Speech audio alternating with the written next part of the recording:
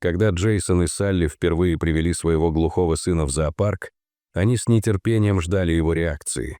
Но когда малыш остановился перед вольером со львами, лев сделал нечто неожиданное, что повергло всех в шок. Джейсон и Салли мечтали о ребенке с того момента, как познакомились. Им обоим было за 30, и они знали, что лучшего партнера для создания семьи им не найти.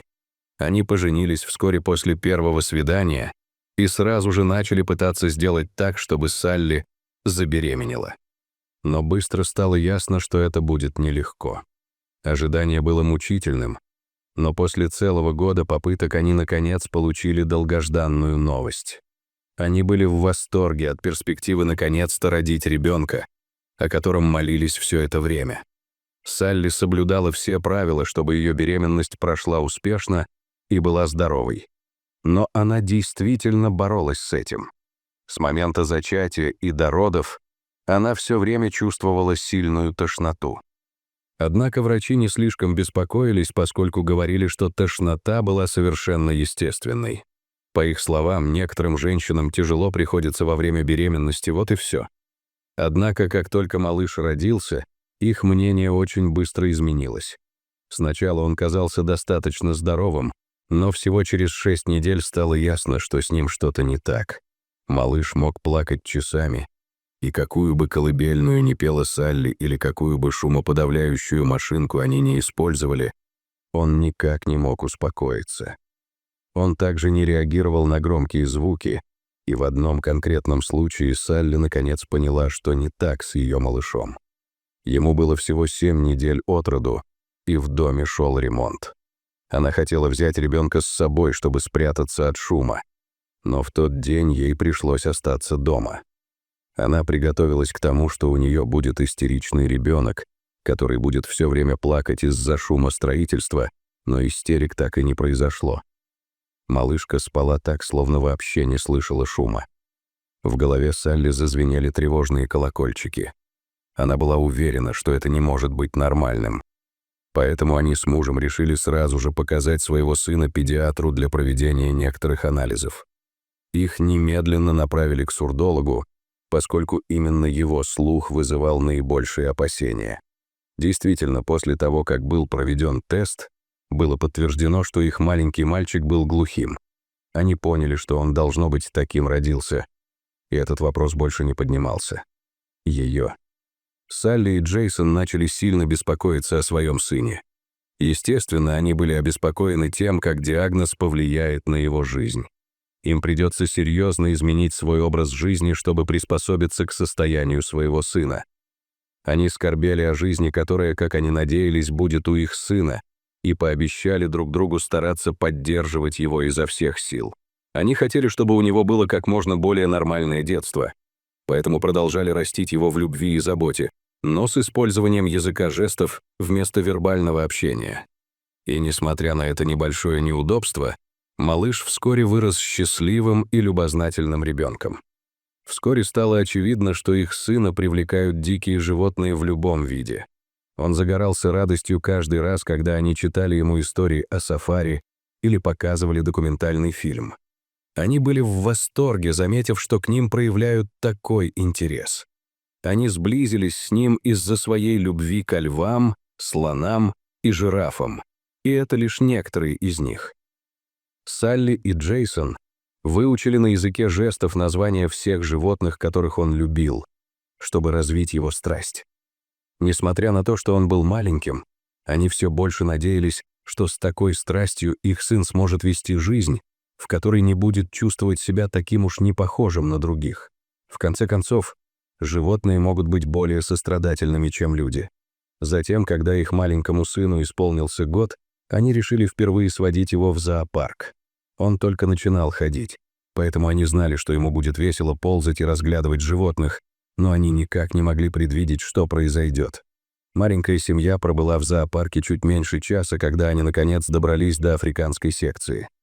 Они знали, что именно там их сын будет в восторге больше всего.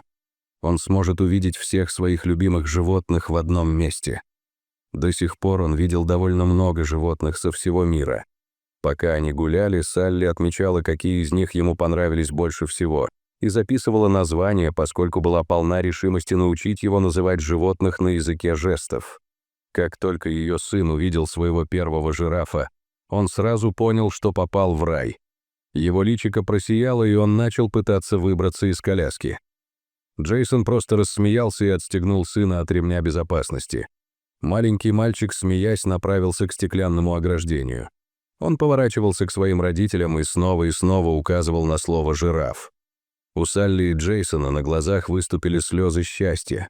Они с трудом могли поверить, насколько счастлив их маленький мальчик. Но вдруг он отвлекся и побежал в другой вольер. С самого начала они не были до конца уверены, что за животное обитает в этом районе. Но когда увидели вывеску, то поняли, что это вольер для львов. Их маленький малыш просто плюхнулся на землю за пределами вольера и уставился на свое отражение в стекле. Чего он не мог видеть, так это большого альфа-самца льва, который проявил к нему интерес. Салли впервые заметила его, когда животное тихо спустилось с того места, где спало, и подошло к стеклу, за которым сидел малыш. Салли сразу же начала записывать видео этого взаимодействия. Она ожидала, что когда ее сын обернется и увидит льва, он будет вне себя от радости. Она никак не могла предвидеть, что на самом деле произойдет.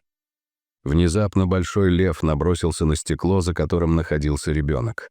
Сначала Салли и Джейсон подумали, что большое животное просто играет, но затем снова встало на дыбы и прыгнуло в направлении малыша, ударившись о толстое стекло между ними. Только тогда они поняли, что лев на самом деле пытался напасть на малыша. Они пришли в ужас, увидев это, но, к счастью, их сын еще ничего не заметил.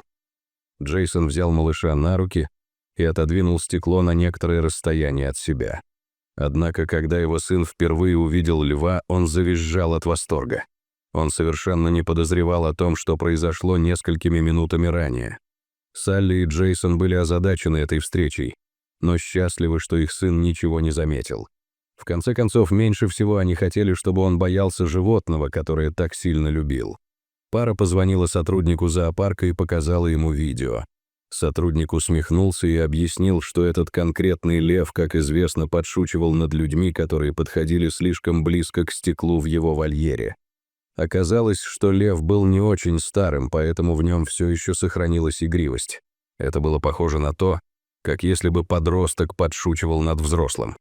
Салли и Джейсон поняли, что лев действительно играл, как они сначала подумали, и вздохнули с облегчением. Они знали, что он не мог причинить вреда их малышу через стекло, но все равно были рады узнать, что он даже не пытался.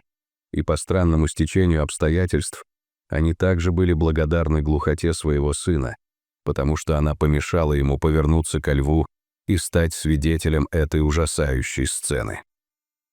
Маленькая семья продолжила экскурсию по зоопарку, и их сын был просто очарован. Было ясно, что еще долгое время это будет одним из его любимых занятий по выходным. Салли и Джейсон решили сохранить видео со львом до тех пор, пока он не станет старше, думая, что, возможно, тогда он сможет оценить его таким, какой он есть. Они хотели, чтобы он, повзрослев, продолжал любить животных, не боялся их, и, возможно, когда-нибудь он работал бы бок о бок с тем же сотрудником, который познакомил их со львом-проказником. Какая удивительная история. Что бы вы почувствовали? Но если бы дикое животное сделало такое с вашим ребенком, и до какой степени вы бы привили ему любовь к диким животным? Расскажите нам в комментариях ниже. Спасибо, что посмотрели. Увидимся в следующий раз. Увидимся в метро.